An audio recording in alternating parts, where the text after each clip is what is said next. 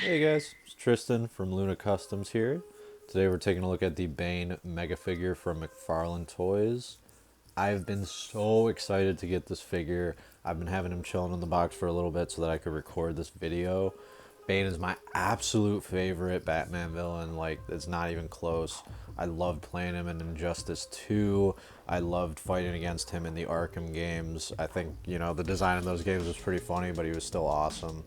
I think that this is a perfect representation of a, you know, somewhat realistic Bane while also hitting all of the core concepts of a comic accurate costume and look. He is absolutely massive. His biceps are freaking huge. You know, that obviously affects the articulation a bit, but if you're looking for a figure that just looks awesome and really captures the essence of an amazing Bane figure, sculpt and look, I think this is the figure for you. I know that some of the other figures, like, you know, the Storm Collectibles Bane from the original Injustice is one that I really want, and maybe one day I'll get him, but he's like 200 bucks. So, you know, if you want to spend 40 bucks and get a huge, awesome Bane figure, I mean, this is for you. And I mean, we just did the articulation check. It's all pretty standard. This is my first Mega figure, so I'm not too well acquainted with it. The ankle joints are really good. He only comes with one accessory. He doesn't come with any other hands, unfortunately. He does come with these open grabbing hands, which I think work really well for the poses that you can get him in. You know, I think a lot of the pre-poses or sort of like getting ready to attack poses work really well with this guy.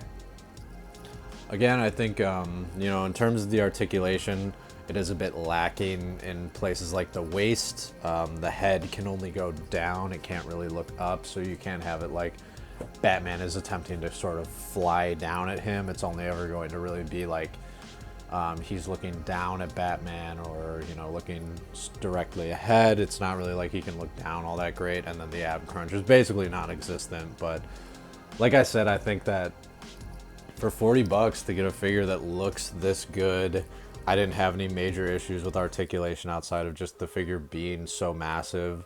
This is my first McFarlane Megafig, so, you know, definitely learning the ropes just with the articulation of those. But overall, I just love this guy. My one, or I guess my two biggest gripes are just that he doesn't come with any other hands. I would like at least maybe just one fisted hand for one of them, and then just some better ab crunch. That's about all I could really hope for. But I mean, just look at this guy. He is freaking epic, and you can really get him just set up in some awesome battle poses. I've got him body slamming the hell out of Batman right here. You know, might get a little bit of flack for this, but I didn't really attempt the breaking the bat pose just because I felt like I've seen a few pictures of it on Facebook and like in some groups that I follow, and I just don't really think that it looks that good. Bane can't really get down on like one knee and really get in the position that he's in on that cover, so I just did some of these. But overall, I think this figure is freaking awesome. I have a custom Bane, so I was somewhat partial to him. I wasn't really sure if I was going to like this guy or not. You know, I had seen the the lack of articulation, but getting him out of the box and getting him in hand, this figure is a 10 out of 10. I've already swapped him out for my custom, and so, hey, it is what it is. Got to be honest with yourself when you like a fig, and so I appreciate you guys checking it out today. We're going to be doing some comparisons here just for some height stuff. So, of course, we got my standard Three Jokers Batman. He's a little bit tall, but I think this is the best Batman. And I've got my Gotham Knights Nightwing, Gotham Knights Batgirl with a little bit of black paint on the outside or on the other areas. Custom painted Gotham Knights Red Hood along with some pistols, and then you know, just some fun stuff. Gotham Knights Tim Drake. I don't really feel the need to add any paint to this guy. I think he looks cool. Gotta have Damien as well, the little tiny Robin.